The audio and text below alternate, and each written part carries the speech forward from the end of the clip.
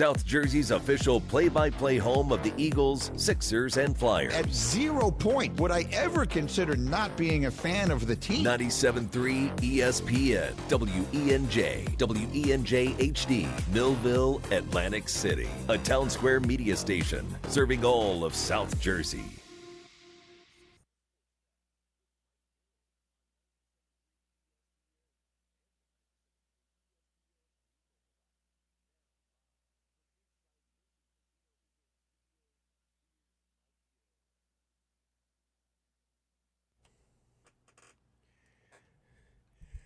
Five o'clock hour of the Sports Bash. Josh Hennig driving you the rest of the way home. Now, this is something I'm familiar with. Doing a power hour. I mean, I only did this for 5 years on 97. Actually, more than 5 years, because we did 1 to 2 for years before the Sports Bash. So, what is that? Like 7 years of power hours here on 97.3 ESPN? We'll check in on the text board this hour at 609-403-0973 as Mike Gill. He's on his way to a wedding. So I got you the rest of the way home. Happy Hour Friday. Let me know what you guys are consuming right now this weekend. Phillies spring training split squads today. Someone texted me earlier today. Why are the Phillies playing the Tigers and the Marlins? Well, because they can. Sixers and Flyers both won in dramatic fashion last night. Eagles are still in the news cycle at the NFL Combine.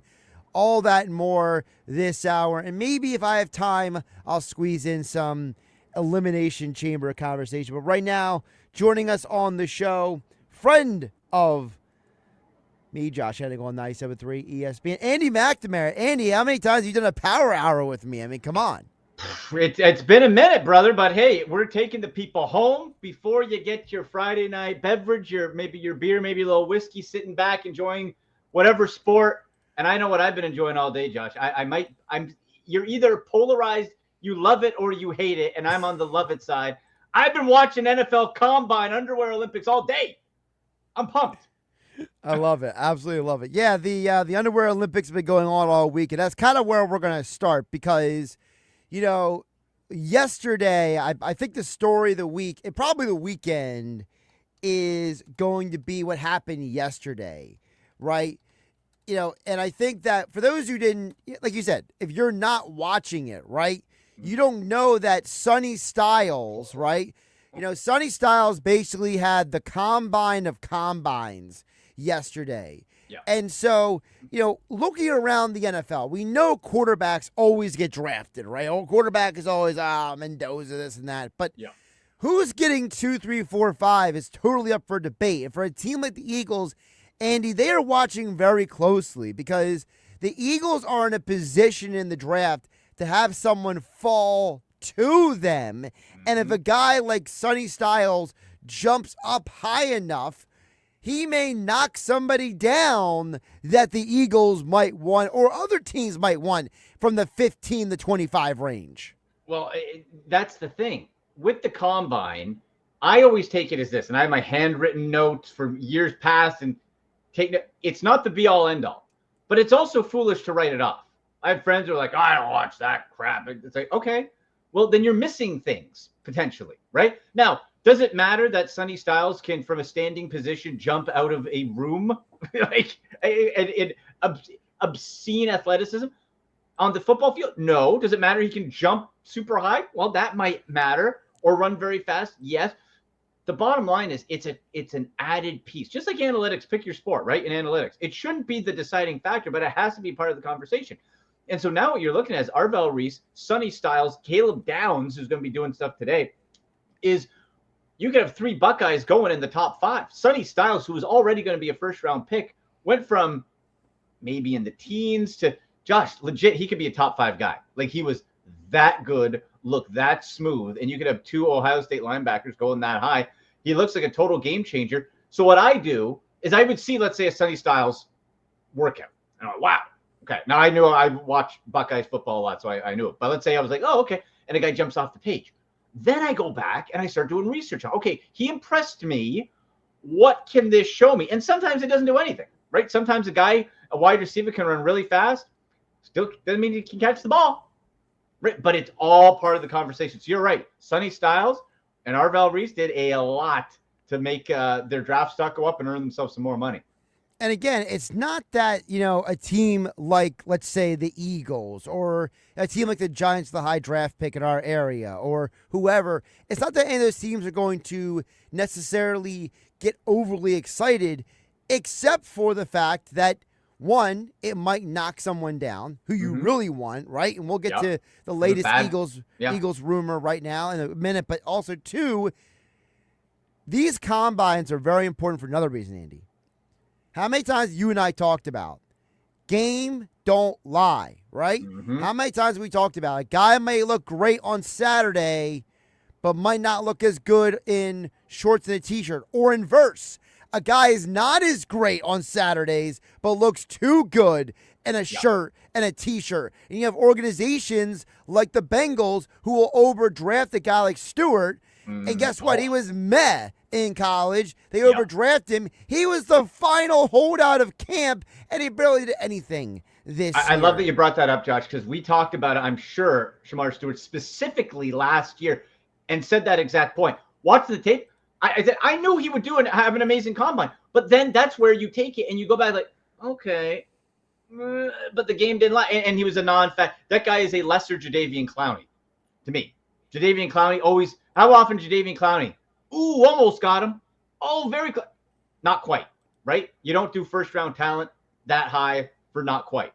And so when you look at some of these guys, now you go back and say, let's say a Sonny Styles again we use, or Arvell Reese. And you're like, wow, that was a really great combine. Those numbers pop off the page. Then you go back and look at the tape and you see it and it's like, oh, they're also really good at playing the game. So when you add those two things in, then it's like, all right, that's where you get a riser. That's where you get someone popping up. And on the other side of it, someone trips over their own feet or something, puts up a time that's a little less than it should be. Maybe it drops them down, rightly or wrongly. And that's where a team like the Eagles, like you said, could be getting and looking at 23 like, oh, okay, this is a value play. This is somebody we could get.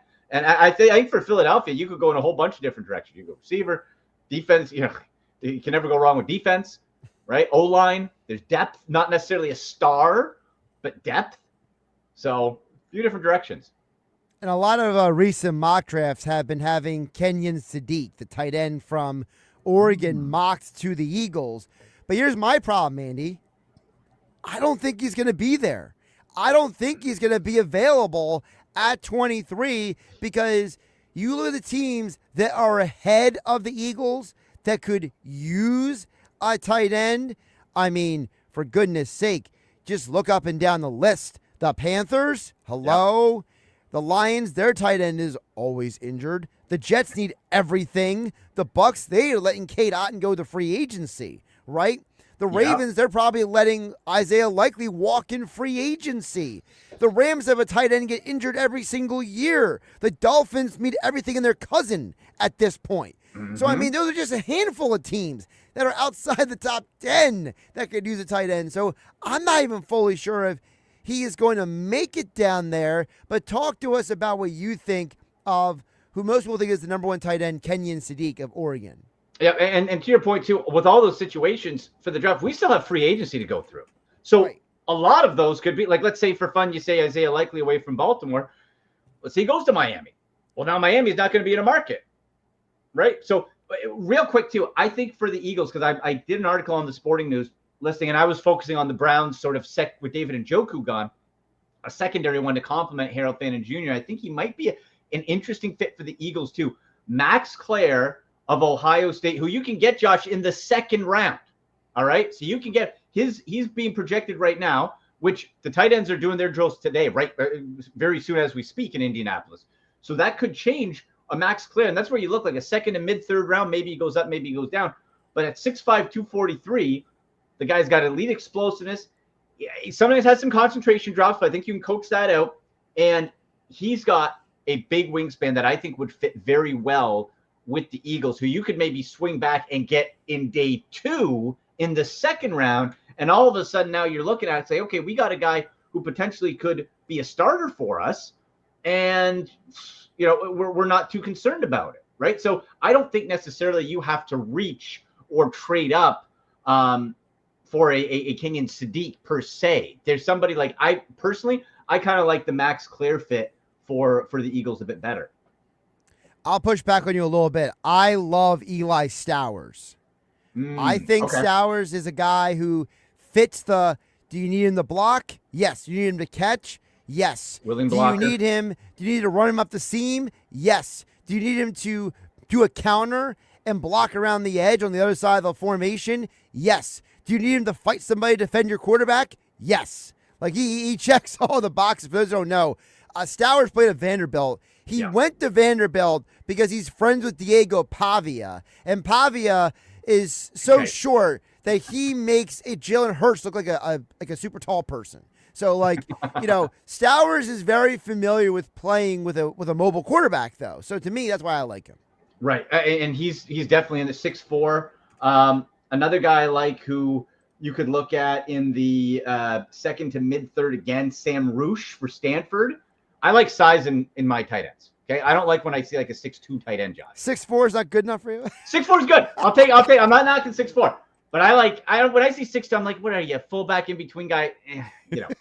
Sam Roosh, Stanford, 6'5", 259, traditional Y. I'm reading from my own work here. And this is somebody who you like, who you mentioned it likes the bit of the blocking too. Yep. Likes to handle the dirty work, right? So you can go violent, high effort run blocker, soft hands as well. So Sam Roosh is somebody else along with Max Clear where you could go down. Again, if you don't want to spend a premium first-round pick, if you want to get a second round, maybe a third where the Eagles are picking might be a little low, a little late on both of those guys. Maybe not, depending. We know how runs go in the draft, right? But in that second, third round, you could get someone to pop up. And maybe they're not going to be a superstar, but they're going to be a functional starting caliber tight end. I'll throw out there the one thing with Roche, though, that is, who coached him last year? Who? The current offensive coordinator for the Jets. Oh. Frank Reich. Oh, yes. Okay, so maybe a Jets spot. I could totally see him landing with the Jets, Jets. So, and again, that Jets got a lot of currency, right, as far as draft capital and stuff. So ton of currency. They're going to be picking higher. One more name to throw at you, and it goes a late bloomer. Goes a little bit against what I was saying. My 6'5", he's 6'3", okay, 262. That's why he's going to be in the 5th to 7th round. Dallin Bentley of Utah, another guy who isn't afraid to block, very sure hands, thudding power, point of attack. So, again, depends what you're looking for, depends what happens in free agency. But this is the time I really like diving into these things. And I got a whole bunch up on the Sporting News for safeties, tight ends, wide receivers, all that stuff. Really sort of breaking down those top 3 to 5 options. Not necessarily like the top guys, because, Josh, we talk about the top guys. That's fun. I like those value guys. Harold Fannin Jr. of the Browns, who led them in receiving last year, was a 3rd-round pick. Some tiny Bowling Green. I never heard of the guy. And he pops up, right? So those are the type of guys that I like to look at and like, okay, if you don't want to or cannot get the top rated guy, who can make a difference? I think for Philadelphia, those 3 might be options at least a little bit later. Talk with Andy McNamara, of course. He mentioned the Sporting News for all of his NFL coverage. Joining me on the Sports Bash, filling in for Mike Gill here on 97.3 ESPN. Now, the other part of this week of the Combine, Andy, is everybody's talking. Everybody's having conversations. We've already seen our first trade. Robert Saleh gets a guy that he drafted from the Jets, right? Talk about a, familiarity situation. Yeah. What I'm curious from you is, we know you're not supposed to tamper, right? Tampering. But, and I say but, we've already seen 2 guys tagged this week, right? The news came out today that George Pickens is getting tagged by the Cowboys. Earlier this week, Kyle Pitts of the Falcons. So those are 2 players who would have been big names in the market, not even getting the market. And you got to think in the back of your mind, a team like the Eagles with a Dallas Goedert, right? A team like the Bucs who have Mike Evans hitting free agency. Those are the kind of teams that are going to be very interesting to find out. How aggressive are they going to be in the free agent market? Right. And really then what type of market is there? Personally, for the Mike Evans in Tampa Bay, that guy's going to be a career Buccaneer. Like, you think so? Yeah, they're going to he's going to the Hall of Fame. I bet you they figure something. He's on the tail end. He's not going to be having all the injuries. I don't think he's going to be too hot of a commodity personally as far as top dollar. I bet you they figure that one out. Oh, see, I disagree. Really? I think what's going to happen is, now, my opinion, okay? I have no special insight. Yeah. I think that the teams that would call the Eagles about A.J. Brown are going to call about Mike Evans first. He's so injury prone now, though. So, like, I love Hall of Famer. Man, he just can't stay healthy. Like and he's old. He's been around a long time. Like I don't think he's in that same market as an AJ Brown. You know? Yeah, but I keep going back to DeAndre Hopkins kept getting jobs, he was like washed beyond washed. Yes. Like when Mike Evans was healthy, he was still catching touchdowns at least. You know, DeAndre Hopkins couldn't catch the ball, and people were signing him. Which is wild because you get caught in fantasy football a lot with that of like name recognition, and we laugh like, oh, you just picked it because that guy hasn't been good in 3 years. NFL GMs do the same thing. They're like, oh, I can squeeze the one more year out. Yeah, probably not. You know, and this is why, especially for wide receivers, the wide receiver market is, I feel it's going to be trending more towards the running back free agent market, whereas you get your free agent running backs, and on the second contract, outside of rare exceptions, Josh, it's like, it's got some trend on I can get a starter in the third round. Wide receivers, maybe not to that extent, but now you get, if you're a star a wide receiver or even a WR2 who can produce, you're hitting that market millions and millions and millions. Or there's a ton of good, especially in this draft, good wide receivers that I can get on a rookie deal.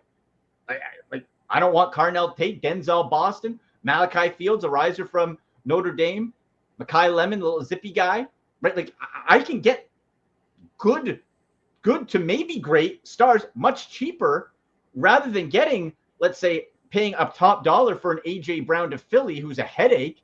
Like it blows my mind. If you're not happy in Philadelphia, where are you going to be happy? Right? Well, I will say really quick, the whole thing depends on what your perspective is, because are you the person who says he's a headache because he won't shut up, and then he only shuts up when he gets his targets, right? Because he was quiet when he getting all the targets, right? Yeah.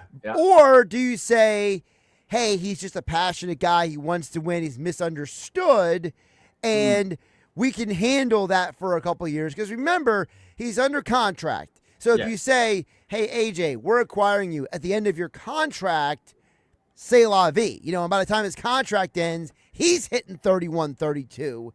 And now you're still getting him for the final prime. Because, you know, at 31, 32, 33, that's when the receiver drops off. AJ Brown is 29. If you're a Buffalo Bills, right, is it worth it to you, for example, right, to say, I got the 26 overall pick. Whoever I can get at 26 might not be as good as A.J. Brown. Mm-hmm. Right now, because I'm in the Super Bowl winning window now. Right. And you know what? I think you have to be very confident in your locker room, in your culture, to be able to handle a diva ego like that. That depends, right? Like, you can be ready to win. How's your culture? How's your locker room? Is there going to be somebody who can keep him in line a bit? Is there going to be somebody he will respect? You got a strong coach or a position coach? Or is it going to be walked all over? Because if that's the case, you don't want it, right? And so I think there is a place for it. One guy I want to point out, and I don't think he's getting talked about nearly enough, from the national champion, Indiana Hoosiers, Elijah Sarek, 6'2", 213. I have him up on one of my articles as the number 5. I put my top 5 wide receiver targets. I got him at number 5 because this is somebody with his hands, just incredible hands, finds the soft spots in zone coverage, red zone production coming out of everywhere. He always seems to get open, doesn't have the top end speed perhaps, and a little bit of separation struggles if he's pressed a little bit, but I think you can work that out and technique him out a little bit. But intriguing size, plenty of upside. That's somebody that you can get again, probably in the second or third round. And this is someone who just won and has that size. I want big dudes who can move and catch the ball. And my biggest riser, Josh, and I can't wait to see him go Saturday, Malachi Fields of Notre Dame. I'm getting personally, and I'm not saying he's him. Yeah, I got to see him. a little bit of DK Metcalf vibes. 6'4", 218, a guy who's projected at for a second-round pick. Where'd DK Metcalf go? Remember Pete Carroll was taking his shirt off with him, right? When he got drafted. Malachi Fields, I'm telling you, this guy, I bet if he has a good combine, you watch him jump up into the first rounds of Notre Dame. Mark it. Malachi Fields, 6'4", 218 for the Fighting Irish. But still, you're talking about guys you can get later in the draft. Like, Fields might be there for the Eagles. That's what I'm saying. If he has a good combine. What I'm saying is if you're Buffalo, if you're, let's say, the Patriots, right? Mm-hmm. If you are, I'm trying to think of another team that could get as in win now mode that has a receiver. I mean, I was doing this exercise. Oh, the 49ers. If you're the 49ers, right? If you're the Broncos, right? You know, there's teams out there. It's like A.J. Brown or Jordan Tyson. A.J. Brown or Denzel Boston, right? A.J. Brown or Mekhi Lemon. Like, you're taking A.J. Brown in every one of those cases. So, to me, I think that free agency is going to reveal to teams, man, these wide receivers available on the market, you know, Christian Kirk ain't saving us from anything. No, especially this day. And let's not forget, too, we've heard plenty of rumors being scooted around of Chris Olave and Marvin Harrison Jr. being available via trade. Now, I don't know what the price tag is going to be for those guys, but my goodness, you throw them and A.J. Brown into it as far as trade possibilities. Wow. Like, out of those three, boy, man, if you're talking like, I might take Chris Olave over all of them. I really might. Based on sort of age and stuff. Now you're letting your Ohio State bias. Oh, my Olave. So, like, look at what Olave's been able to do with hot, steaming garbage in New Orleans. That's Josh. true. It's a crime that he went with the state. A crime that talent and Marvin Harrison Jr. in Arizona. I'm telling you, I'm hearing you can get Marvin Harrison Jr. for like third, fourth round pick. I would take that today. That guy's talent is so it infuriates me with how talented he was in college, being just wasted in Arizona with the mini-me Kyler Murray and whoever else they got jumping out there at quarterback. Kyler ain't going to be there much longer. Kyler's not going to be there much longer. But you get Marvin Harrison Jr., man. If I'm a team looking to win, and let's say A.J. Brown's a bit too expensive, I don't want to give up a first-round pick. Chris Olave is probably the same type of deal. What if I can get a third for Marvin Harrison Jr., a young and a flyer, and I think if you get a third, if you can get a third from him, the Eagles might as well just call. Absolutely. And again, we got to see who's really available, who's asking for what, right? Who gets signed, and who likes who in the draft. So all of these values are all subjective, right? And salaries and this and this and this and this. So there's so many what ifs that we don't know. But what I'm saying is if you can get a deal that you think is fair for an upside talent like a Marvin Harrison Jr., oh my. But to your point, A.J. Brown, if you're in hey, we're going to win right now, and A.J., we're going to get you the ball a lot, brother. And that sounds like the Buffalo Bills to me, because who else are they going to be throwing to, right? Get A.J. Brown to Buffalo makes a ton of sense. And for them, that would be probably worth a first-round pick. And if you're the Eagles, boy, you have a couple late 20s, maybe you bundle those up and go up, and maybe you get your tight end or you get somebody else you really like. Yeah, maybe you get that offensive lineman. Maybe you get that O-lineman who's going to replace Lane Johnson in a year or two. And it's a draft where there are a lot of good, not great tackles, right? Yes. The most overrated guy I can say right now, Francis Mauigoa. I think this guy is getting way too overhyped, Josh. He's a right tackle who's being projected to be a better guard. And in some mocks, he's being taken with the top 6. I'm not giving you a 6th pick for a guard. What? No. And he, apparently the thing is he leans. I keep seeing this. He leans too much. He gets pushed out of position. No way am I looking at Mauigoa. So that's a name. If you're an Eagles fan and you see Francis Mauigoa pop up, don't be excited about that one. But there's like Spencer Fano, Monroe Freeling. That's a riser. Watch that name, Monroe Freeling. If you're an Eagles fan and you are wanting a tackle, you hope Monroe Freeling falls over his feet at the combine here so he drops, because that guy is one of the only true left tackles in this draft who is a rising star and is getting rave reviews. He is Andy McNamara. Check out all of his coverage of the NFL and the NFL Draft at the Sporting News at AndyMC81 on the X platform, at AndyMC Sports on Instagram. And, of course, he's also the host of the Sick Podcast. Like, subscribe, and download wherever you get your podcasts. Andy, I know we usually get you on the Saturday show, but I appreciate you jumping in for a power hour on a Happy Hour Friday. Do you have a recommendation for Happy Hour Friday? Oh, like a drink? Yes, absolutely. Yes, sir. Yes, I certainly do. You can see if you're watching on the stream, I got my executive certified bourbon steward pin from Kentucky Moonshine University behind me. Yes, I like my modified old fashioned. Okay. And what you do is you get your bourbon or your whiskey, you get a shot and a half or 2 shots of it. You get a tablespoon of orange juice. You get a half tablespoon of lemon juice, and you get a tablespoon of maple syrup, and you mix it all up, couple ice cubes in it, maybe a couple bitters. Depends what you like. You do that, that's going to ease you into the weekend, guys. I like it. Andy, my friend, why don't you go ease into the weekend, okay? I think I will. And watch some more Combine. We'll talk to you later, buddy. It's multitasking. It's a little bit of both. Yes, yeah? Absolutely. All right. See you, bud. Take care, my friend. Andy McNamara joining us here on the Sports Bash, 97.3 ESPN FM, the 97.3 ESPN mobile app powered by First Bank of Seattle. We got a bunch of texts coming in just in this hour. Let me know what you're consuming. I see Jeff from Summers Point. I see a plethora of texts from Steve Ventnor coming in at 609-403-0973. Josh Hennig hanging out with you for the Power Hour and Happy Hour Friday. I've been to some places recently. I'll give you some of my recommendations of what I've been hitting up in recent weeks here for Happy Hour Friday. 97.3 ESPN FM, the 97.3 ESPN mobile app powered by First Bank of Seattle. We are streaming live on YouTube at 973 ESPN.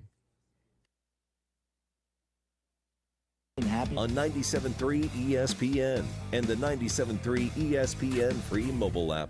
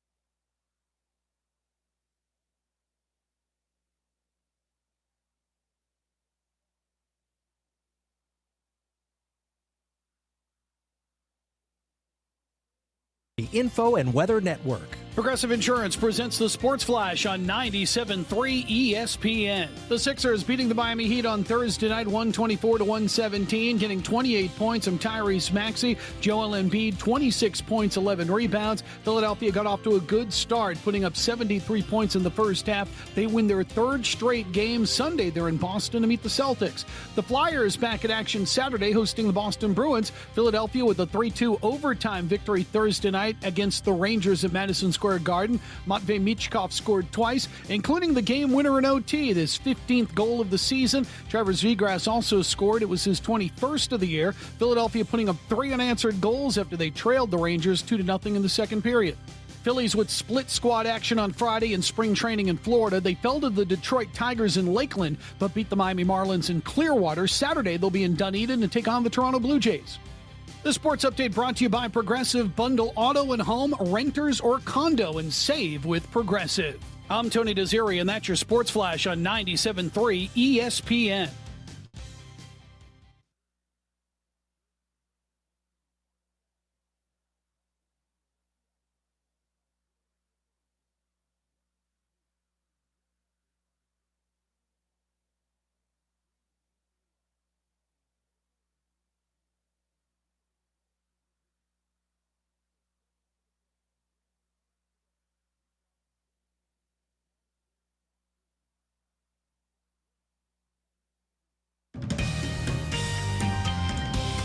From the Town Square, New Jersey Info and Weather Network, I'm Chief Meteorologist Dan Zarrow. Our 2 weekend days will offer very different weather as an Arctic cold front arrives tomorrow night. Here's what to expect. Fog is possible tonight. Could be thickened spots, and icy spots are possible too, with a low of 32 degrees. That fog lingers through tomorrow morning, then mostly sunny and mild in the afternoon, high of 54. Partly sunny with a cold wind on Sunday, high of only 40. Get weather 24/7 wherever you are.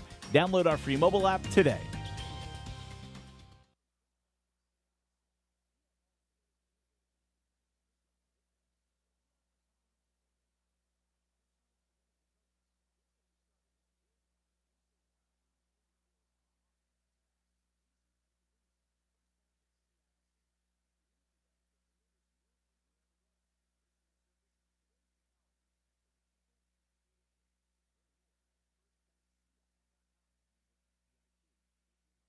We have the perfect solution for sitting in traffic. You come with me.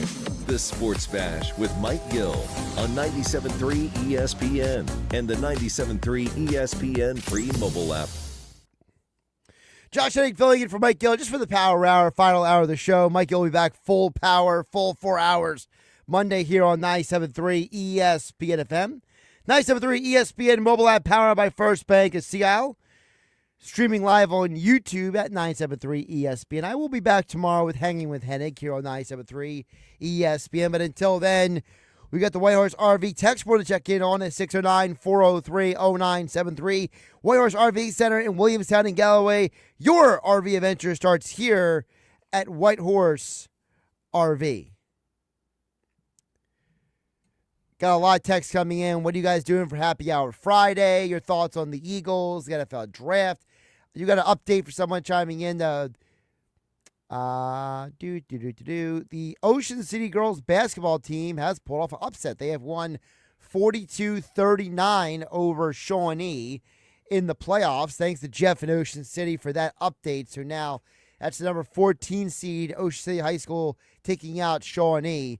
42-39. So congrats to the Lady Red Raiders down there with the Ocean City High School. So they move on to the second round. So thank you, Jeff in Ocean City, for that update.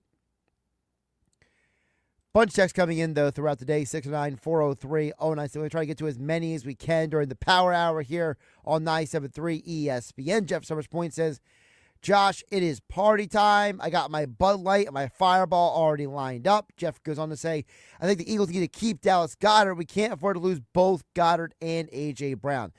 You know, that's a tough deal, Jeff, at Summers Point, because the Goddard situation, I think, is way more nuanced than A.J. Brown. I think A.J. Brown is just a matter of, do you keep him or do you not keep him? And that's it.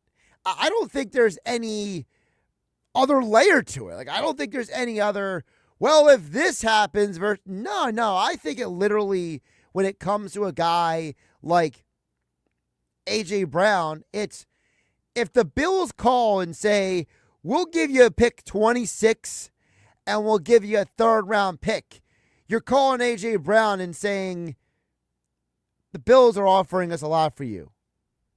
We're going to move you on from you. Would you like to receive a signing bonus to make your contract a little bit less damaging for our salary cap? Yes or no? If he says no, you trade him with complete prejudice. If he says yes, you give him everything he wants and more and give him a fruit basket and send him to Buffalo. The Dallas Goedert thing, Jeff Summers, I think is way more complicated because Goddard is a guy who led your team in touchdown catches last year. But before last year, he had a long history of being injured. Dallas Goedert, for as talented as he is, how great of a guy that he is, how much of a great find he was in the NFL draft back in 2018, the reality is that before last year, the man had never started 15 games in a season. Ever. In his entire career. His previous high in his first 7 years of Philadelphia was 14. In 2021 and in 2023, he started 14 games. Ever since the Eagles moved on from Zach Ertz, here is how many games Dallas Goedert has started every year. 14, 12, 14, 10. So while he played a majority of games every year, he was injured every single year. And then in terms of the production, you had 11 touchdown catches from him last year. He didn't have 11 touchdown catches in the previous 4 years. He had 12 in the previous 5 years combined. Think about that. From 2021 to 2024, he had 12 touchdown catches. Last year, he had 11. So, Jeff, I think Jeff Summers' point, I think it's very complicated when it comes to Goddard because it's, do you look at Goddard as a safety valve for Jalen Hurts? Do you believe Goddard is the guy who caught 11 touchdowns last year?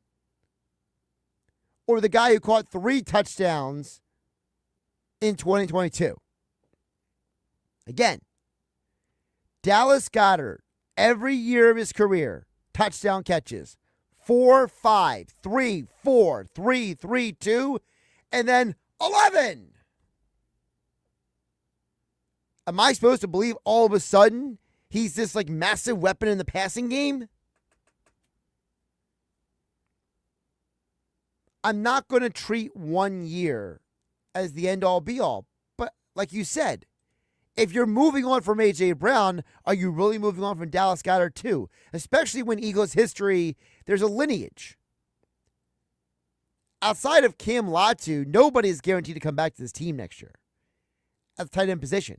In years past, you had a handoff.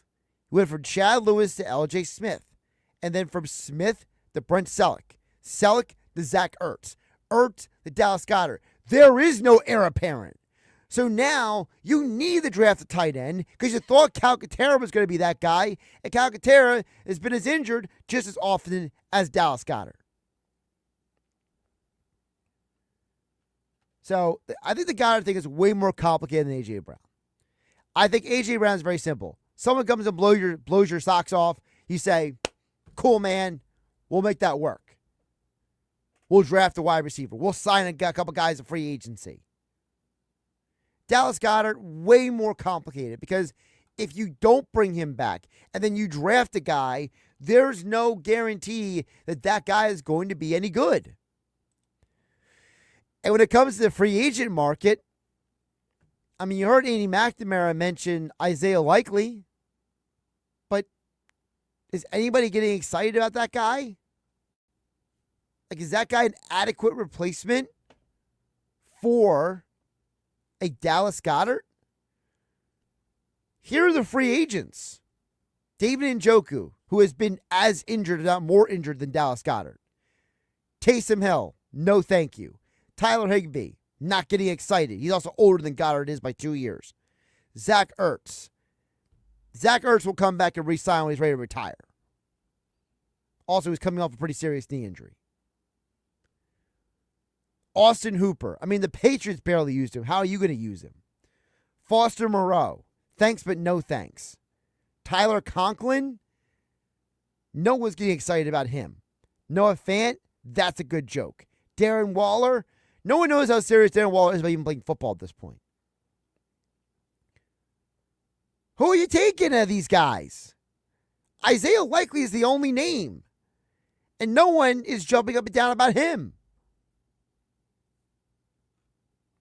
If you let Goddard walk and you sign Isaiah Likely and then you draft a tight end, any of the guys that Andy McNamara and I mentioned earlier here on the Sports Bash, Josh Hennig filling for Mike Gill on 97.3 ESPN, I don't know if a guy like Jeff at Summers Point is going to feel that great about those moves.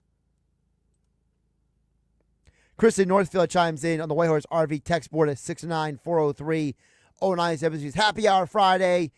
I am having a peach ring sour ale. That's an interesting one. I got to look this up. Peach ring sour ale. It's a 6.7%. So it's a solid. See, I always tell people, this is where Mike Gill and I are different. Okay? I always look at the percentage in tiers. Okay? To me, you have your 2. If you have something that's between 2 and like 5%, that's your, we're chilling at the beach. That's what that usually is, right? Then you have your between 5 and like 7.5%. That's your please drink responsibly, but enjoy yourself. After that, anything above like 8 and up, it's a, do you know what you're doing? Have you had anything to eat? Give me your keys or stay at home. So to me, that's how I look at the percentages. Let's see here. Peach ring sour ale. Here it is on Untapped. I found it. I mean, it's got a solid rating. It's got a 3.8 on the Untapped. A couple people have consumed it multiple times. So apparently it's one of those, if you've had it once, you probably had it multiple times. All right. That's not a bad recommendation there, Chris. I would definitely give that a check out. Thanks to Chris in Northfield chiming in the Whalers RV text board at 609-403-0973. Chris in Northfield, he's having the peach ring sour ale. Jeff at Sarge Point's having Bud Light and Fireballs for a happy hour Friday. What are you getting into this weekend? Let me know. Text board is open, 609-403-0973. Before we hit the break, I did want to squeeze in Steve from Ventnor has been messaging up a storm. He has a couple texts that we didn't want to zero in on. He says, I would love Marvis and Harrison Jr. He says, I think the Eagles will probably draft the receiver, but Harrison Jr. will be an amazing addition for the Eagles. In reality, the only free agent that's a fit for the Eagles at this point is Raheed Shaheed. Take the top off, open things underneath. Be a dynamic guy for the Eagles. I think Raheed Shaheed is going to get a ton of suitors. I think he'll be out of the Eagles market. But listen, if you're telling me, as Andy McNamara says, the Cardinals will be willing to dump Marvin Harrison Jr., I'm 100% making that call if I'm the Eagles. Now, again, if the choices are A.J. Brown, Marvin Harrison Jr., or Chris Olave, I think A.J. Brown is still the best of that bunch, not just because he's a proven commodity, but because of just who he is in general. But the only problem with Harrison Jr. is the injuries, right? Last year, he was injured a lot. He was not healthy at all. But his rookie year, he was very productive. 8 touchdowns that year, just under 1,000 yards. So, to me, if you told me I trade A.J. Brown for a first and a third, and then I flip that third to get Marvin Harrison Jr., that's a win-win chicken dinner. Package my 2 first-round picks, move up in the first round, get an O lineman, call it a day. Howie Roseman, here's your cigar, buddy. Pretty much how I would work it. but I'm not the GM. And I think we're all better off with Howie Roseman as the GM. He's arguably the best. He is the best of the best. Josh Hennig filling in for Mike Gill. Happy Hour Friday. Power Hour for me. Only 1 hour in, 1 hour out here. 609-403-0973. The Whitehorse RV text board. Coming up the other side, we will wrap up the 5 o'clock hour.